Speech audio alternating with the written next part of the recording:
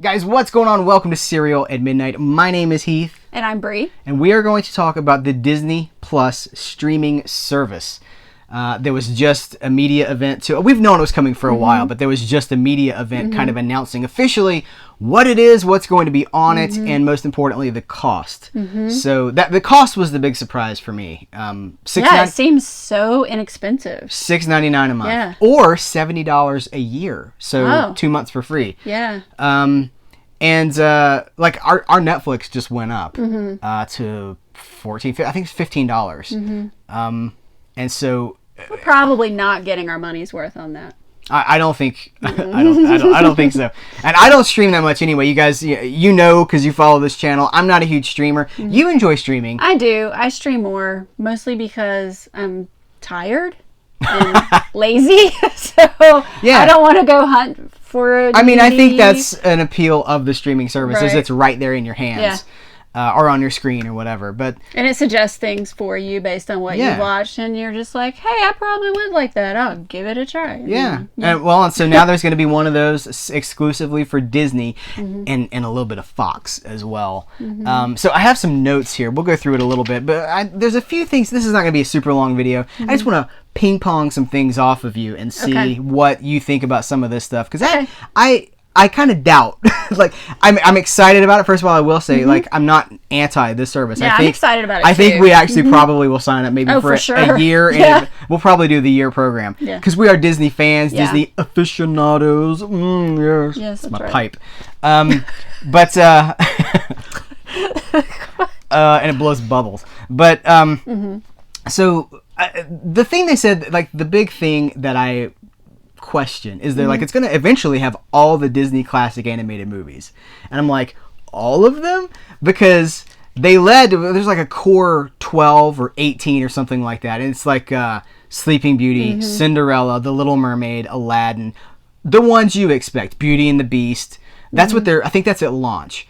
And then over, the next few months, they're going to add in, like, Alice in Wonderland. It's one of my favorites. Some of the more ancillary, some of the more ancillary classic titles. But no mention has been made of some of the classic old stuff. Like, we look at your shirt. Like, Three Caballeros, Make Mine Music, Melody Time.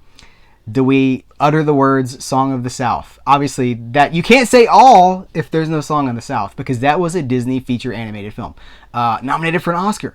And so I wonder, how complete is it going to be? And then it's a valid question. There's a butt ton. I was struggling for a word of how many. So, like, the live action Disney catalog, there is a butt ton of live action Disney movies from the 40s, 50s, really the 50s, not necessarily the 40s, but the 50s, the 60s. 20,000 Leagues Under the Sea. So many of us are still waiting on that to hit Blu-ray. Will that be on the service? Treasure Island, things like that. Yeah, there's a lot of live action Disney stuff from that period, and hundreds. You have to wonder, are they going to put all that on there? Yeah. Well, they're not talking about the live action movies. They're talking the marketing point is the classic animation. And for us, and based on what we've talked about, we can read classic as popular. Yes, that's a good point. Yeah, when they say classic Disney animated movies, they're talking about the most popular, the ones that are getting live action remakes, Lion King, Aladdin, things like that. Jungle Book, Dumbo. Exactly. They're not talking about fun and fancy free, which I love, but that doesn't seem to be the focus Fantasia. here. But maybe they will be a part of it, but they just aren't using that to pitch it, because a lot of people will be like, "What is that?" They'll be like, "What's that? Why? Fun and fancy what?" So I should also say that's not a huge appeal for us, because we own those movies. We've bought those movies over and over again. Right. I think we have all of those on Blu-ray. I mean, the classic Disney movies that we don't have on Blu-ray, I think we're down to like 5 or less. We're still waiting. Or ones that you can't get. So that's one of the things. So the appeal for us would be the new shows. The exclusives and the new shows. Yes. So exclusives. By the way, they're also going to have. They say they're going to have all the Pixar movies on the service and all the Star Wars movies. So, but again, it's not like they're going to drop the original unaltered trilogy on the Disney streaming service. Wouldn't it be I cool thought, wouldn't to that get? be cool if they did that? But I couldn't see them doing that. I don't think No. they will. I think if that ever happens, Do they have rights to that? they Do do. own that? They do. The original? Now that they have Fox, they have the rights to, as far as I know. But even the unaltered ones, yeah, the original. I believe so because those were the first one. You guys let us know what you think about it because I know the first one's a Fox film. Fox 20th Century Fox owned that movie, and that's one of the reasons that things got kind of confusing with the whole Disney thing is because Disney did not own the first original. Like Fox had the rights to that into perpetuity. That was the deal that Lucas had made with them for distribution. But it's weird. I don't think. I do believe Disney owns those movies now. They own all cuts. I mean, they've paid him what $4 billion for the Star Wars franchise. I think they got everything except what Fox owned. Right. Now they can check that box off because they did it. But you're talking about the exclusives, and that is the appeal for us. It is. So there's going to be, speaking of Star Wars, there's going to be the Mandalorian series, which I'm actually very excited about. It kind of snuck up on me because I was like, Jon Favreau doing like Dave Filoni. Should I do my Dave Filoni? You know you want to. I do want to. They love when I try, and they love when I fail too. Do it, Dave Filoni. So Dave Filoni. So it's gonna be a show called The Mandalorian. Okay, it's gonna be about a guy who's like a Mandalorian. Okay, I'm losing it. That's not as good as it normally is. Anyway, there's gonna be a Jon Favreau helmed show about a Mandalorian. Boba Fett was a Mandalorian. Jango Fett. Well. It's complicated. I'm getting. I don't want to get too deep into continuity and like Jaster Muriel. Some of the Star Wars hardcores out there just went like, "Yay!" But it's going to be focusing on like that kind of bounty hunting, that kind of a thing. So that's cool. I'm in for that. And then Marvel exclusive series. So like the Falcon and the Winter Soldier have a series. I don't know. Like, okay, maybe. We'll just see. Maybe. Loki with Tom Hiddleston. I point at you because that would Loki be fan. That alone would be enough to get you to sign up for the service, probably, right? Like a Tom Hiddleston Loki series. You're just like, ooh. Yeah, just Loki in general. I like him. Well, I like Loki. Yeah, you don't like Hiddleston? I do. You just like the character. You like Loki as portrayed by Tom. Like if Loki was portrayed by Christopher Walken, would you like him as much? That might be very interesting. He was like, Thor. Your brother, why?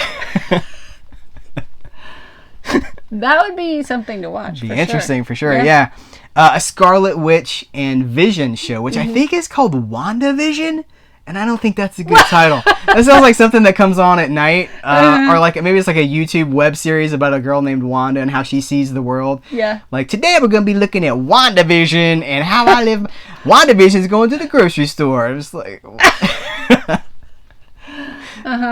Okay, anyway, Whatever.